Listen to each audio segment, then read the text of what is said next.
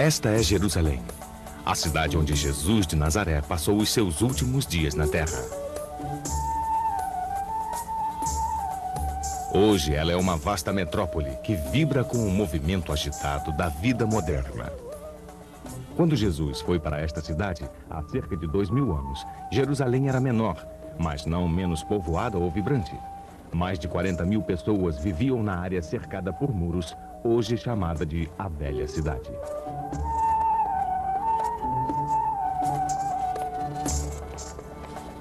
A cidade atual não é o mesmo local que Jesus conhecia, mas podemos ainda sentir a sua presença nessas ruas antigas.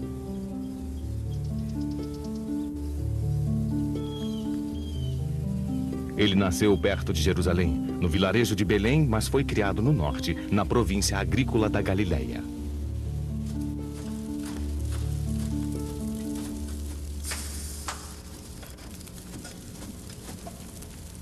Aqui tornou-se um homem, entre os artesãos, mercadores, donas de casa e fazendeiros da cidade de Nazaré. Hoje podemos ouvir os ecos do mundo que Jesus conhecia na vida cotidiana das pessoas que ainda levam uma vida semelhante aos seus vizinhos e familiares.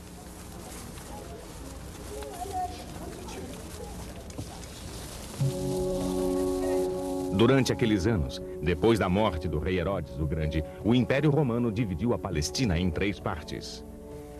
A Galileia ficou sob o comando de Herodes Antipas, um dos filhos de Herodes. A outro filho, Filipe, foram dados os territórios do leste. Mas a Judéia e também Jerusalém estava agora sob o domínio direto de um governador militar romano. Sob o seu pulso forte, o poder do Império Romano era uma presença opressiva e ameaçadora. Mesmo na Galileia, onde Herodes Antipas respeitava a cultura e a tradição judaicas, não era fácil para as pessoas viver sob o comando de 2 leis diferentes. A lei religiosa judaica, que tinha suas raízes mais profundas nos 5 livros de Moisés, orientava todos os aspectos da vida cotidiana. E ela proibia ao povo judeu permitir que um estrangeiro reinasse sobre ele na terra prometida. Mas a lei romana, imposta pela força das armas, exigia obediência a um poder estrangeiro. Porém, para os judeus, mesmo o recenseamento romano era visto como um insulto intolerável, que queria demonstrar que o povo pertencia a Roma e não a Deus. E nas cidades situadas ao longo da planície litorânea, a cultura greco-romana era dominante.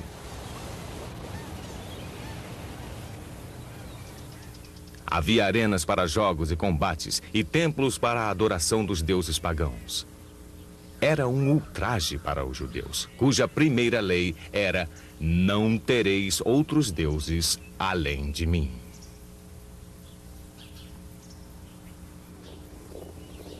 As rebeliões explodiram, lideradas por grupos religiosos como os zelotes, firmes na sua decisão de expulsar os opressores da sua terra. As colinas da Galileia eram conhecidas como o foco das insurreições. Milhares de rebeldes e insurgentes foram presos e crucificados.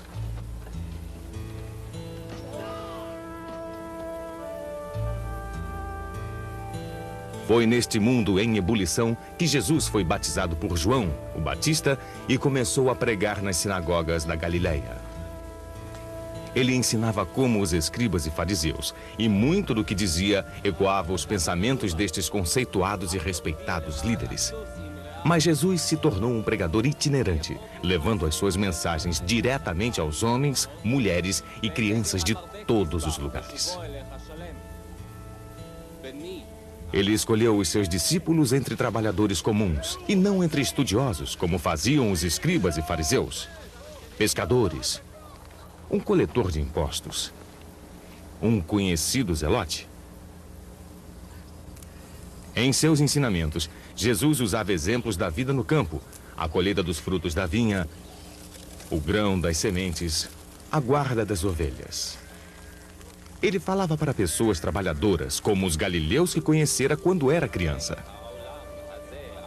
Enquanto viajava para o sul, da Galileia para Jerusalém, Jesus congregava um número cada vez maior de pessoas que o seguiam, atraídas pelas suas palavras de amor, compaixão e esperança.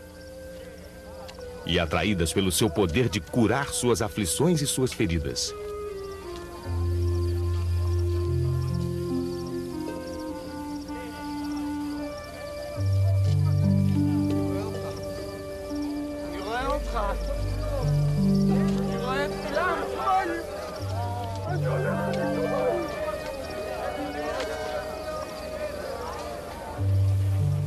E em Betânia, perto de Jerusalém, aconteceu o maior milagre de todos.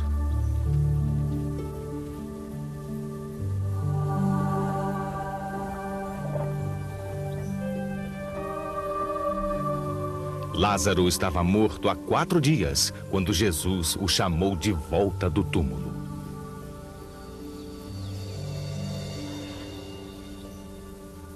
Essas curas e os milagres que Jesus fez levaram muitos a acreditar que ele era o Messias há muito esperado, o enviado por Deus para libertar o povo judeu.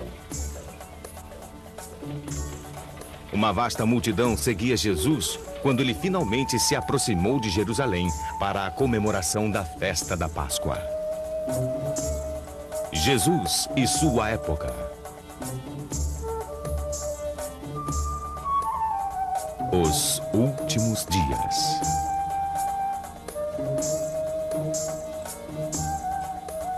No dia seguinte, uma grande multidão que tinha vindo à festa de Jerusalém ouviu dizer que Jesus ia se aproximando. Muitos estenderam no caminho seus mantos, outros ramos que cortavam dos campos e clamavam: Hosana, bendito que vem em nome do Senhor.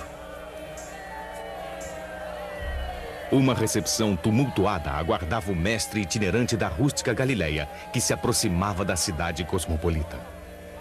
Não havia dúvidas de que muitos viam nele a esperança para o futuro. Eles jogaram suas roupas na estrada diante dele, um sinal de respeito semelhante ao desenrolar de um tapete vermelho.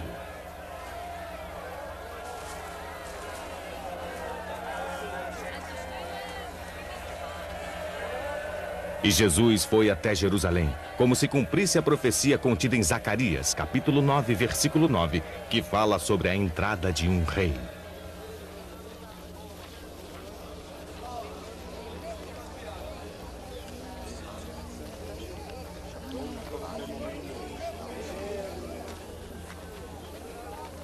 Agora, ele se aproximava de uma das maiores cidades do seu tempo, o centro da autoridade religiosa judaica e um ponto vital do poder romano sobre aquela terra.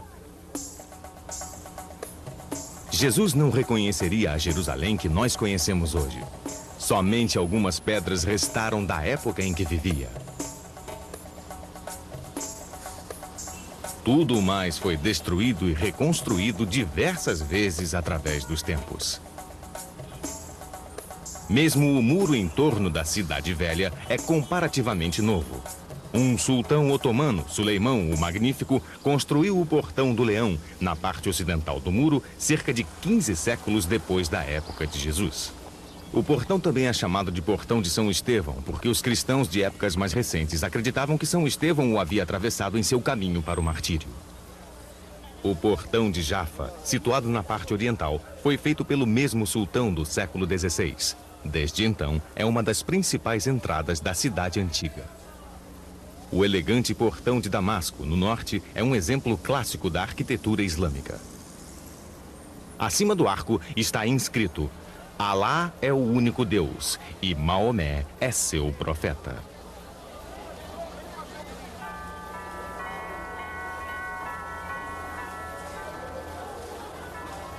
Hoje, as multidões de peregrinos atravessam os portões de Jerusalém em direção aos locais sagrados das 3 grandes religiões que reverenciam esta cidade: o judaísmo, o cristianismo e o islamismo.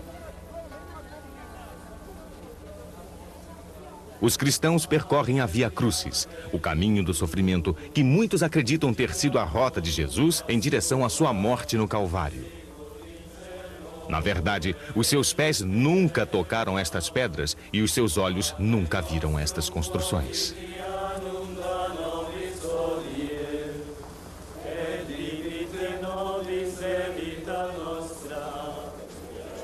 Toda a cidade foi destruída pelas tropas romanas, literalmente jogada ao chão, menos de 40 anos depois da morte de Jesus. Mais tarde, as pedras foram aproveitadas na construção de uma nova cidade totalmente diferente sobre as ruínas. Jerusalém foi destruída e reconstruída diversas vezes desde então, Por isso, não há como relacionar as ruas atuais com aquelas por onde Jesus andou. The fifth station, here the Cyrenian helps Jesus carry the cross. And may they generously follow your call. Amen. Pater noster, qui es in celis, sanctificetur nomen tuum. Mas aqui, onde a Via Crucis termina na Igreja do Santo Sepulcro, os fatos verdadeiros não parecem ter muita importância, comparados com a profunda experiência de compartilhar simbolicamente da paixão final de Jesus.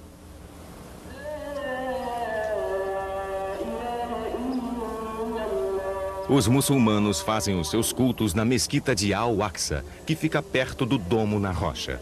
O domo está localizado no local do antigo templo onde Jesus uma vez pregou e foi construído há cerca de 1.300 anos sobre a rocha de onde, acredita-se, Maomé ascendeu aos céus. Judeus reúnem-se aqui para rezar todos os Shabbats, nos dias de festas e nos dias sagrados. Para eles, o Muro Oriental é o local mais sagrado de Jerusalém. Estas rochas maciças são remanescentes do muro do antigo templo. A praça onde essas pessoas estão rezando está, na verdade, cerca de 12 metros acima da rua onde Jesus deve ter caminhado.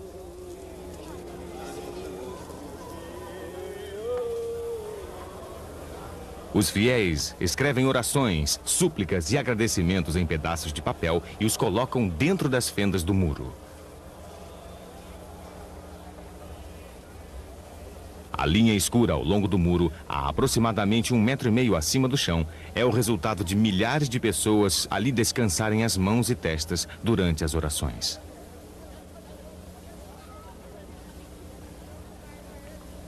A área é dividida em seções separadas para homens e mulheres.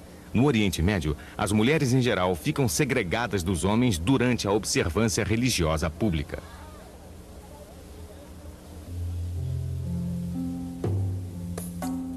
Estes degraus recentemente escavados são resquícios do templo. Este é um local na moderna Jerusalém por onde Jesus deve realmente ter caminhado. Eles são intencionalmente irregulares, alguns mais altos do que os outros mais estreitos, talvez para garantir uma certa compostura na sua subida.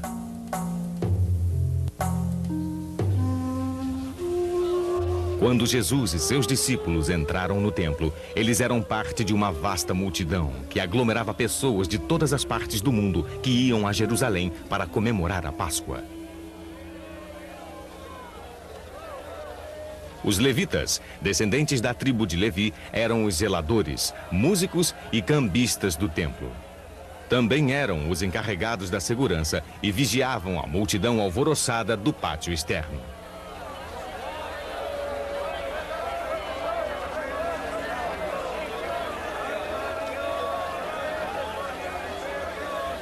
Havia um comércio intenso de animais para o sacrifício. As pessoas levavam dinheiro de todas as partes do mundo. Mas como somente os ciclos tírios eram aceitos no templo, outros levitas trabalhavam no câmbio das moedas.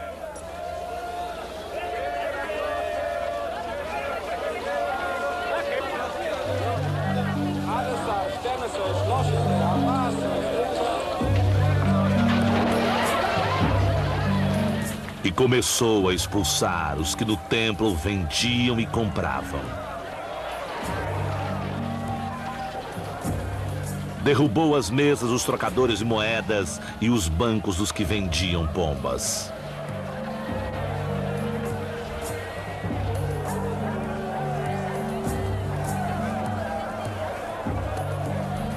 E ensinava-lhes nestes termos: não está porventura escrito: a minha casa chamar-se-á a casa da oração para todas as nações? Mas vós fizestes dela um covil de ladrões.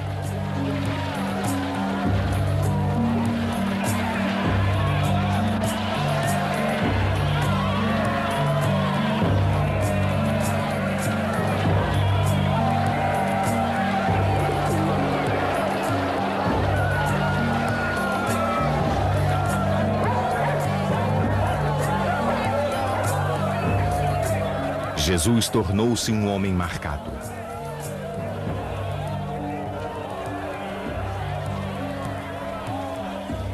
As autoridades do templo sabiam que ele havia ressuscitado Lázaro.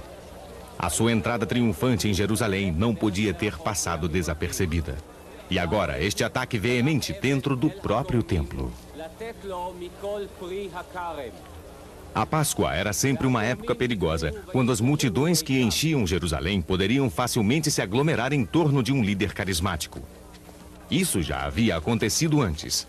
As revoltas sempre se iniciavam no templo, um ímã no coração da cidade. Construído por Herodes o Grande, o templo era uma maravilha arquitetônica da época. As pessoas viajavam de todas as partes do mundo antigo somente para admirar o seu esplendor. A construção havia começado mais de uma década antes do nascimento de Jesus, e os seus toques finais ainda estavam sendo feitos quando ele morreu. A maior parte do resto da cidade também havia sido reconstruída durante o reinado de Herodes. Cobrindo quase um acre de terreno, esta maquete em escala nos dá uma boa ideia de como era a cidade naquela época. Imagine-a tomada por multidões de pessoas de todas as partes do mundo.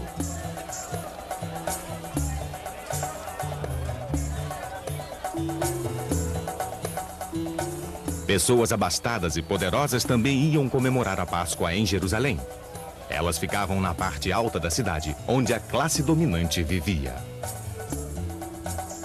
O governador romano Pôncio Pilatos talvez tenha se hospedado no magnífico palácio que Herodes o Grande havia construído para si mesmo. Pilatos viera da sede do seu governo, que ficava em Cesareia, na costa do Mediterrâneo, trazendo tropas romanas, no caso de algum problema acontecer. Perto dali ficava o palácio do sumo sacerdote Caifás e do seu sogro Anás, um antigo sumo sacerdote. O Evangelho de João nos conta que estes dois já haviam se reunido com o conselho judeu, chamado Sinédrio, para discutir a ameaça representada por Jesus e seus discípulos. Outra grande mansão provavelmente abrigou Herodes Antipas, soberano da província natal de Jesus, a Galileia. Ele também fora a Jerusalém para participar da festa. Antipas foi o homem que mandou prender e decapitar João Batista.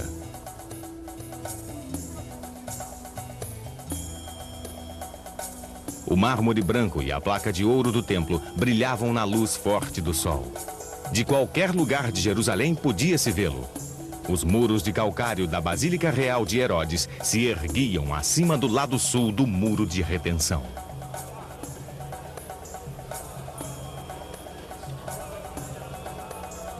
Os degraus que saíam da parte oriental do muro desembocavam nas regiões mais baixas da cidade, as mais densamente povoadas. Este bairro de ruas congestionadas, habitado pela classe trabalhadora de Jerusalém, estava sempre lotado de pessoas. Para as pessoas que moravam aqui, a Semana da Páscoa era a época mais agitada do ano. A cidade, que tinha em torno de 40 mil habitantes, recebia mais de 150 mil visitantes.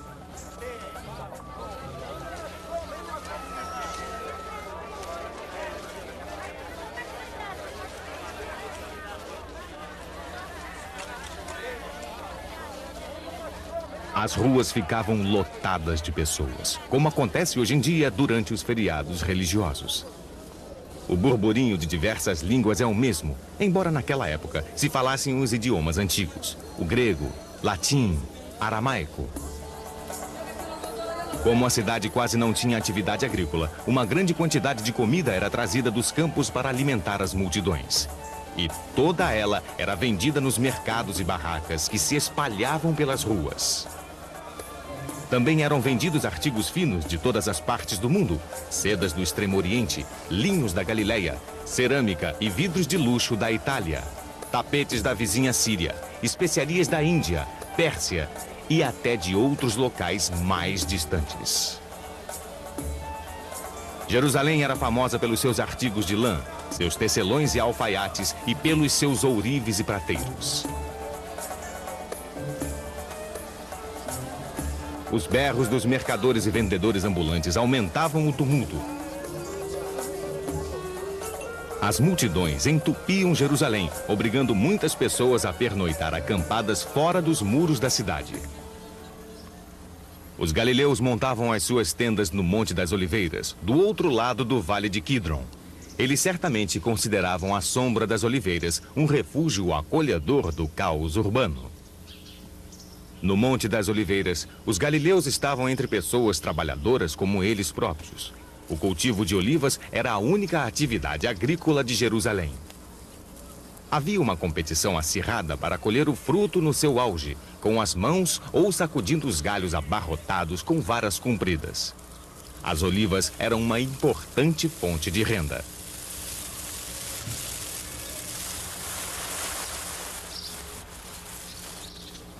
O proprietário da Getsemane, a prensa da oliva, ficava no local para garantir o máximo possível de lucro. O precioso óleo era extraído da fruta, como fazia esta antiga prensa. Cada distrito tinha a sua própria prensa de oliva. O proprietário e seus trabalhadores eram pagos pelos fornecedores de olivas através de uma percentagem do óleo extraído pelas suas prensas. Eles trabalhavam muito, colocando a fruta amassada nas malhas de rede para processar o máximo possível. Eficiência era a palavra-chave para se manter na competição com outras prensas.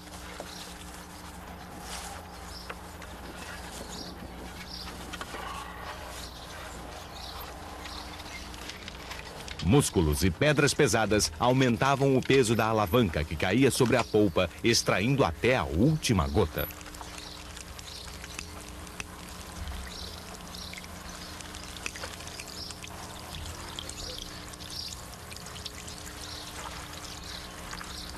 Eles armazenavam o óleo em jarras de barro que tinham o logotipo do proprietário do arvoredo de olivas. O óleo era vendido para uso culinário, como combustível para lamparinas e como ingrediente básico de remédios, pomadas e creme para a pele. Esse proprietário de prensa poderia não somente vender o seu óleo, mas também comercializar o restante da polpa para ser usado na fabricação de sabonetes ou como as sandálias de fornos.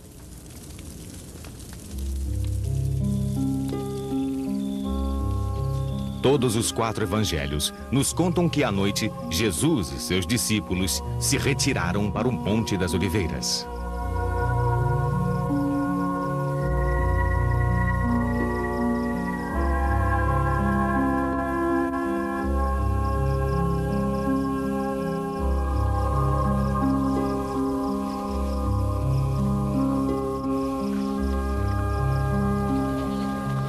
A luz do dia assistia ao apinhamento humano nos pátios do templo quando a Páscoa se aproximava. Todos os que iam a Jerusalém iam ao templo, inclusive os viajantes não judeus, interessados somente em assistir o espetáculo.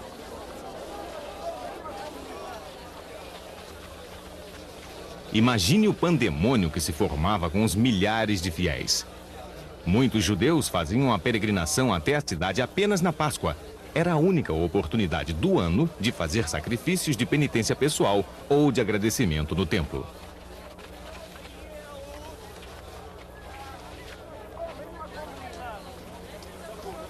Para alguns peregrinos de terras estrangeiras, era a única oportunidade de toda a vida.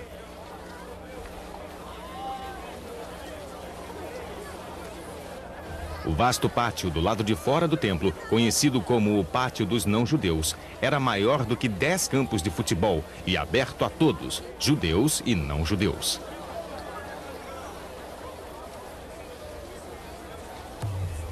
Acima se erguia a Fortaleza Antônia, protegida por tropas romanas.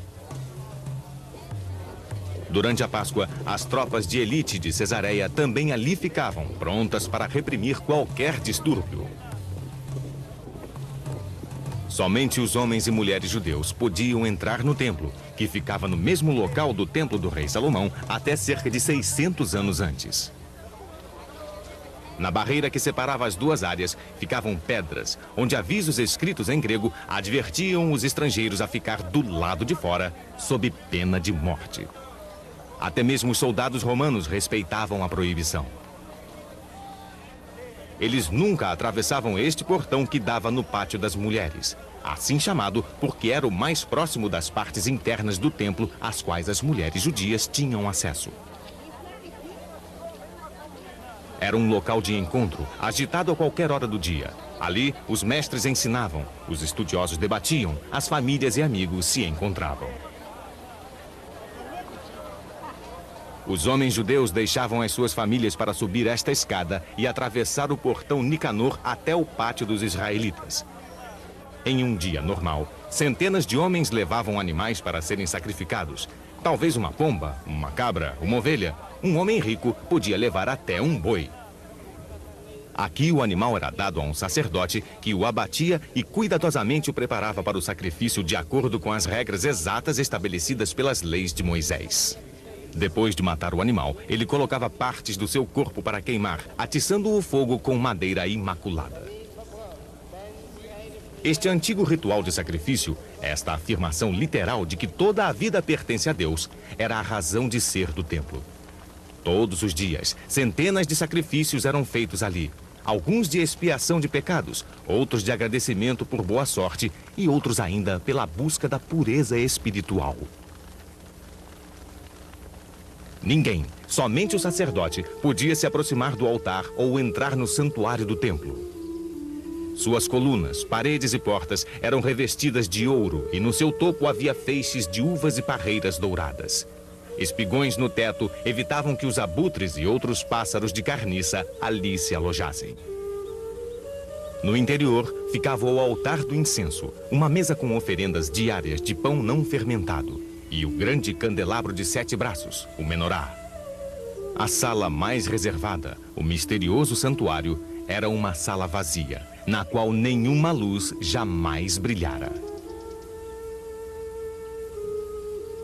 Somente o sumo sacerdote podia entrar ali, e somente uma vez por ano, no dia da expiação, para pedir perdão a Deus por todos os pecados coletivos de todo o povo judeu.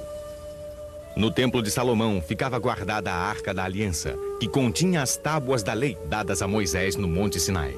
A arca era protegida por um querubim alado, mas a arca e as tábuas foram perdidas quando os conquistadores babilônios destruíram o templo de Salomão. Como líderes religiosos, os sacerdotes que serviam o templo eram muito diferentes dos sacerdotes, ministros e rabinos de hoje em dia. A tarefa principal do sacerdote era executar os rituais especiais que faziam parte do sacrifício. As únicas leis religiosas por eles respeitadas eram as leis imutáveis de Moisés, estabelecidas nos 5 livros da Torá: Gênesis, Êxodo, Levítico, Números e Deuteronômio. Eles pouco pregavam ou participavam das discussões sobre as interpretações da lei, como os escribas e fariseus, desde que a Torá fora transmitida. Um sacerdote não escolhia a sua vocação, ele nascia sacerdote. Ele era sacerdote porque descendia de Arão, o irmão de Moisés, e como seu pai, também não teve escolha. Os levitas que assistiam os sacerdotes também herdavam a sua posição. Os sacerdotes e levitas mantiveram esta antiga lei através dos séculos. Devido a esta tradição imutável, o templo e Jerusalém permaneceram como um símbolo constante para os judeus de todas as partes do mundo, de que era deles a terra prometida por Deus. Na época de Jesus, havia um grupo deles, os saduceus, que se dedicava a manter inviolável a pureza da tradição do templo.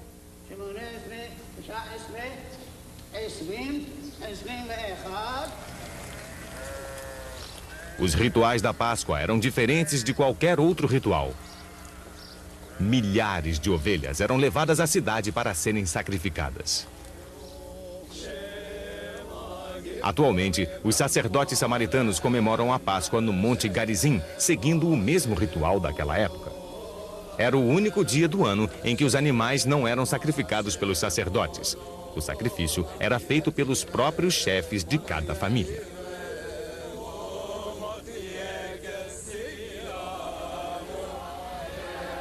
Milhares de homens se alinhavam no pátio dos israelitas, esperando a sua vez de executar o sacrifício, conforme prescrevia o ritual.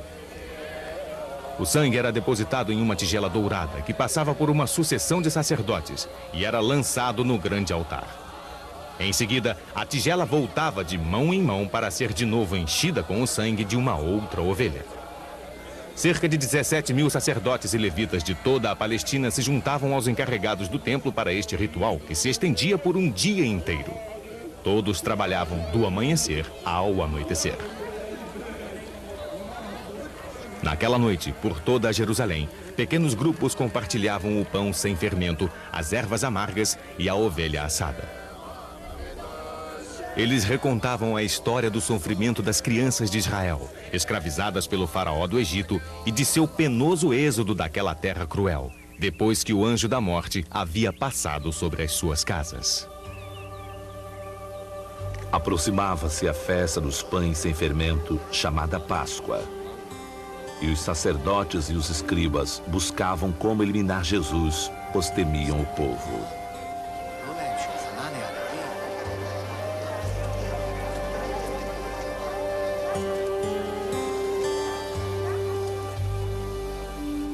Foi nesta atmosfera extremamente tumultuada da Páscoa que Jesus fez a sua pregação no templo.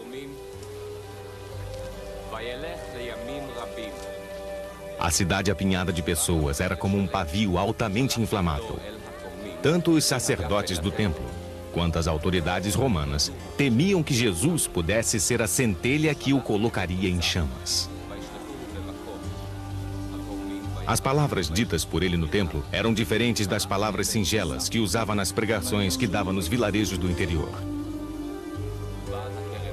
Elas prometiam alguma coisa nova, alguma coisa que levantava o espírito dos oprimidos e que ia de encontro às autoridades religiosas e romanas.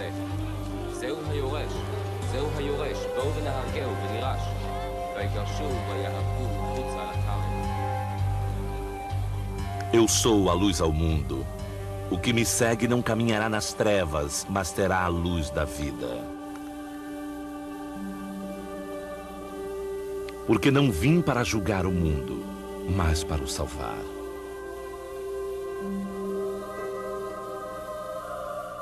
Eu sou o caminho, a verdade e a vida.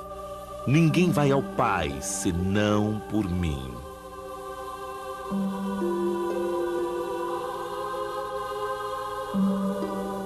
Em verdade vos digo que quem escuta a minha palavra e acredita naquele que me enviou tem a vida eterna e não está submetido ao julgamento, mas passou da morte à vida.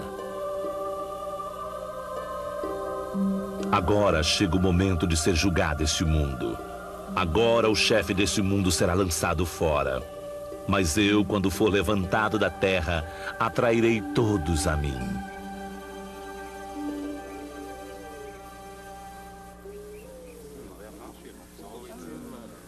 Na véspera da Páscoa, Jesus e seus discípulos se reuniram para compartilhar o banquete.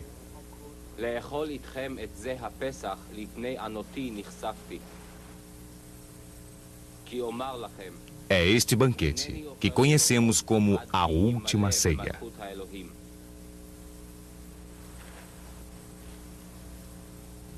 Tomando então o cálice.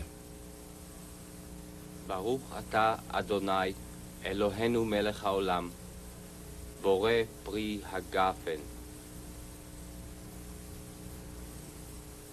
Deu graças e disse: Tomai-o e distribuí-o entre vós.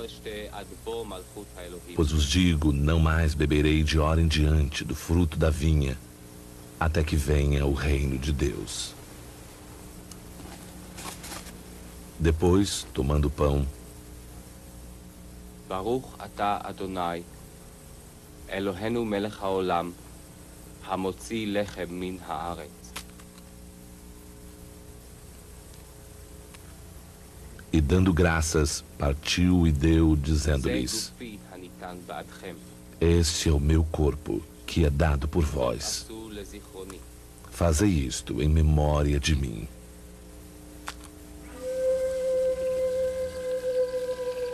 Naquela noite, as autoridades do templo foram ao jardim de Getsêmani para prender Jesus.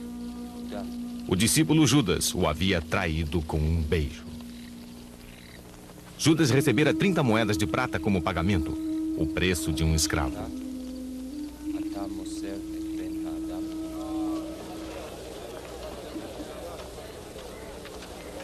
Jesus foi preso e levado diante do sumo sacerdote Caifás e de um antigo sacerdote, Anás. Eles sabiam da popularidade de Jesus e do perigo que representava para eles. Embora fossem poderosos, eles não eram benquistos pelo povo. Alguns os desprezavam porque não eram descendentes da antiga linhagem de sumos sacerdotes. Eles haviam sido nomeados pelo Império Romano, que poderia destituí-los do cargo. Para o bem da sua própria posição, autoridade e futuro, estes sacerdotes temiam uma revolta durante a Páscoa. E agora confrontavam o homem que poderia tê-la iniciado. És tu o Cristo, o Filho de Deus? Eu sou. A ideia de que o Messias poderia estar agora em Jerusalém era o bastante para eclodir uma revolta. Tratava-se de um antigo sonho. O Filho de Deus, Filho do homem, Cristo, o Messias, ungido por Deus para libertar o povo judeu. Cada um dos judeus que sofriam sob a opressão romana alimentava a esperança profunda de que o Messias viria para trazer a libertação. As expectativas eram tão diferentes quanto as pessoas. Aqui estão as palavras com que alguns escritores judeus da época descreveram as suas próprias expectativas. O Senhor proclamará um novo sacerdote, e com o seu sacerdócio todos os pecados desaparecerão, e os que não obedecem às leis cessarão de fazer o mal. Ele vai abrir os portões do paraíso, e ele vai dar aos sagrados o alimento da árvore da vida. Um rei, o filho de Davi, irá purificar Jerusalém das nações que pisam sobre ela, destruir as nações ilegais e reunir um povo sagrado, que será por ele conduzido dentro da justiça. O mais alto subirá, somente o Deus eterno. Depois você, Israel, conhecerá a felicidade. Havia outras expectativas e esperanças, embora todos compartilhassem da mesma visão, de que Deus, com o seu poder, salvaria o povo judeu das forças mundanas que o oprimiam. A esperança de um Messias era uma perspectiva ameaçadora para os que detinham o poder neste mundo. Mas a destruição do homem que encarnava esta esperança poderia despertar a ira daqueles que nele acreditavam. Caifás e Anás conduziram Jesus até Pôncio Pilatos, o governador romano, e o acusaram de desacato à autoridade romana. Pôncio Pilatos era um homem cruel e opressor que tinha desprezo pelos judeus e pelas suas crenças. Mas era objetivo bastante para não se intrometer na lei judaica religiosa, apenas seguindo a política de Roma de permitir que o povo das províncias tivesse liberdade religiosa. Como governador de uma pequena parte do vasto Império Romano, ele queria manter o seu território em paz. Sucesso para Pôncio Pilatos era evitar que o imperador ouvisse falar de problemas em Jerusalém, e por isso ele rapidamente liquidava toda e qualquer insurreição. Durante a sua administração, diversos rebeldes haviam sido crucificados e ainda assim havia o perigo de uma revolta. A crucificação talvez seja a forma mais dolorosa de punição já inventada. Ela era aplicada àqueles que se rebelavam contra a dominação romana. Os braços da vítima eram pregados em uma viga de madeira com pregos compridos, fixados entre os ossos dos pulsos. Em seguida, a viga de madeira era amarrada a um poste. As pernas eram torcidas, algumas vezes quebradas, de forma que somente um prego precisasse ser colocado através dos 2 tornozelos ou calcanhares. Algumas vezes um soldado poderia sentir pena e oferecer à vítima uma esponja embebida com vinagre ou mirra, um narcótico, ou até mesmo esfaqueá-lo. Algumas cruzes tinham uma pequena estaca ou assento para apoiar o corpo. Isto era particularmente cruel, pois prolongava o momento da morte. No entanto, uma vítima que tivesse sido antes espancada sangraria até a morte em questão de horas. A morte, em geral, vinha lentamente, demorando vários dias. O peso do corpo acabava por enfraquecer os músculos do peito. A vítima não conseguia mais respirar. A morte era por asfixia. Um cartaz com a lista de todos os crimes da vítima poderia ser preso na cruz para que todos o vissem. Ninguém sabe quantos judeus morreram desta maneira durante o domínio romano. Segundo os registros da época, foram milhares, talvez dezenas de milhares. Pôncio Pilatos não hesitava em crucificar os judeus rebeldes. Mesmo que a princípio não tenham ordenado a morte de Jesus. Talvez ele estivesse igualmente preocupado com os efeitos que a sua morte pudesse provocar nos seus seguidores. Por isso mesmo, aproveitando o fato de Jesus ser galileu, ele o enviou para Herodes Antipas, o soberano da Galileia, que estava em Jerusalém por conta da Páscoa.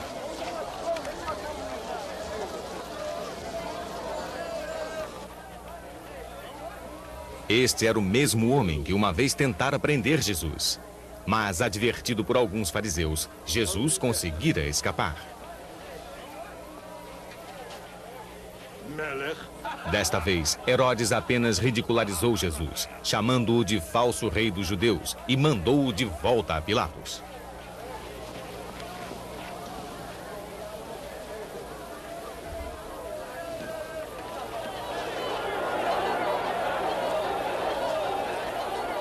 O romano hesitava em transformar Jesus em um mártir.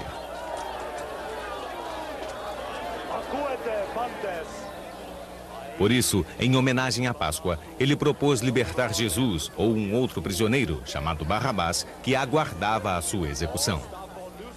Barrabás era considerado rebelde e assassino. A acusação de assassinato significava que ele havia matado um soldado romano durante uma insurreição.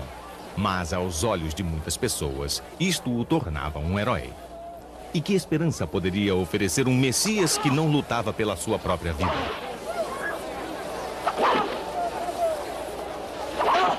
Então, as pessoas escolheram Barrabás.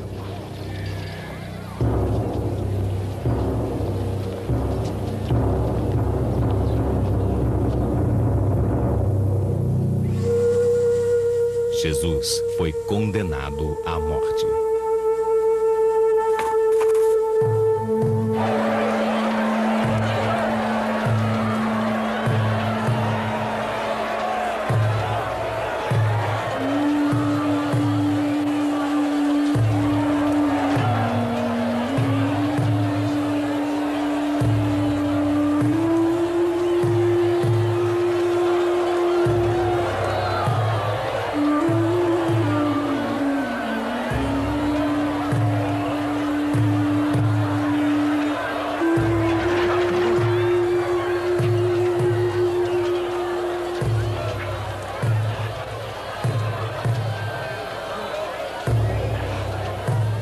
Quando o levaram, lançaram mão de certo Simão de Cirene que voltava do campo e o carregaram com a cruz para que a levasse atrás de Jesus.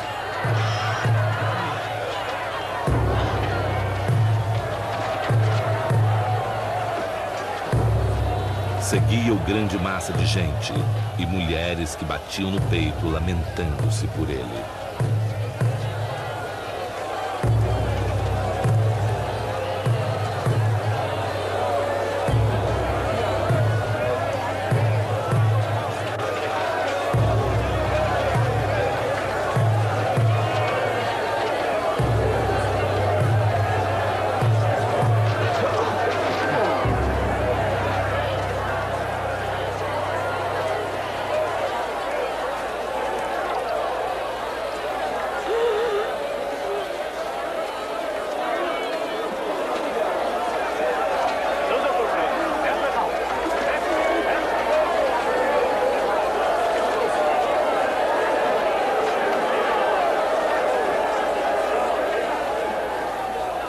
Levavam ao mesmo tempo 2 malfeitores que deviam ser executados juntamente com ele.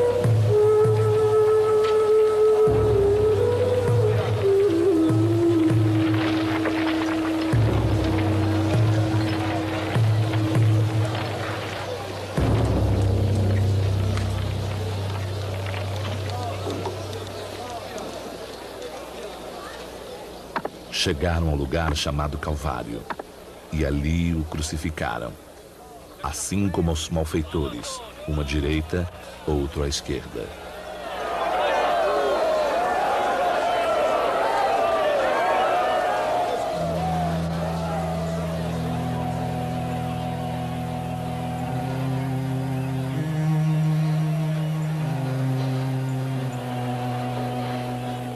Pai, perdoa-lhes, porque não sabem o que fazem.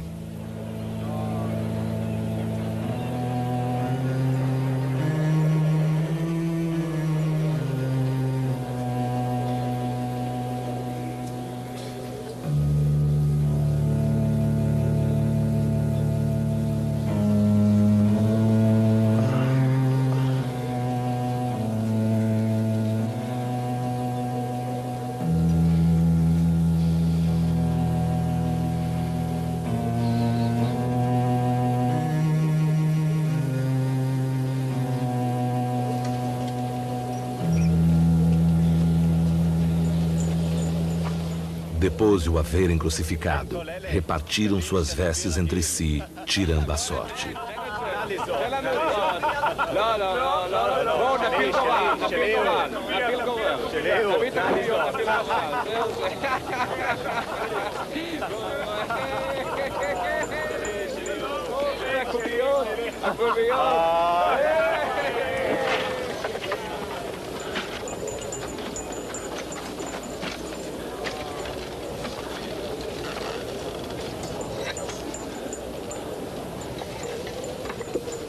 Por cima da sua cabeça puseram-lhe a causa da condenação. Este é Jesus, o Rei dos Judeus.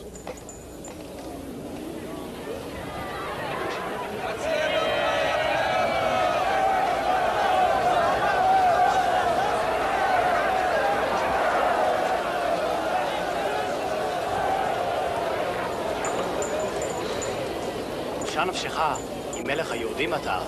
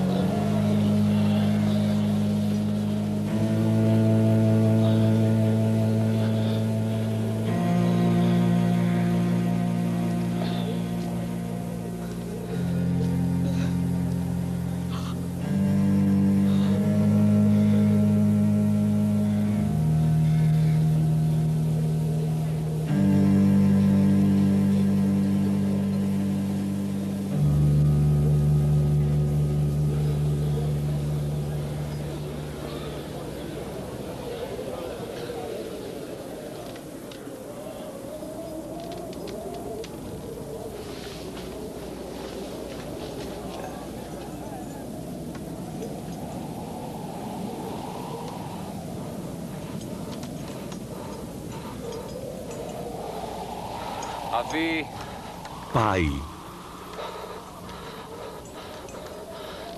nas tuas mãos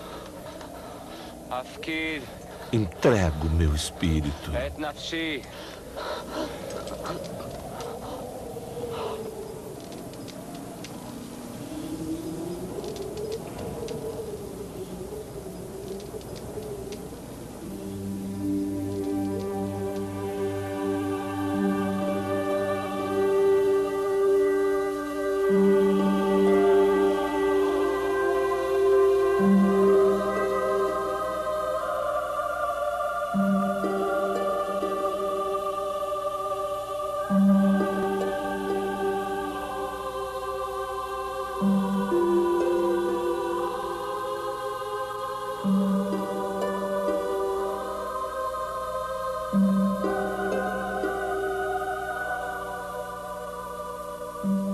Jesus morreu numa sexta-feira. Seu corpo foi enterrado antes do pôr do sol daquele mesmo dia. 3 dias depois, o seu sepulcro foi encontrado vazio.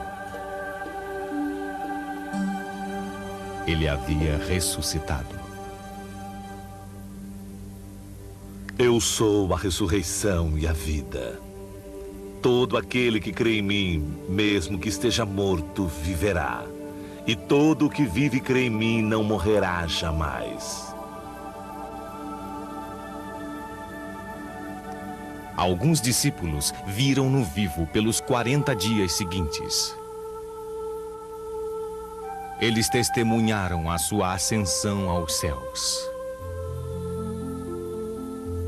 Através de seus testemunhos, as palavras de Jesus ressoam por todo o mundo até os dias de hoje. Ide, pois, e fazei discípulos todos os povos, batizando-os em nome do Pai e do Filho e do Espírito Santo, e ensinando-os a observar tudo o que eu vos prescrevi. Eis que estou convosco todos os dias, até o fim do mundo.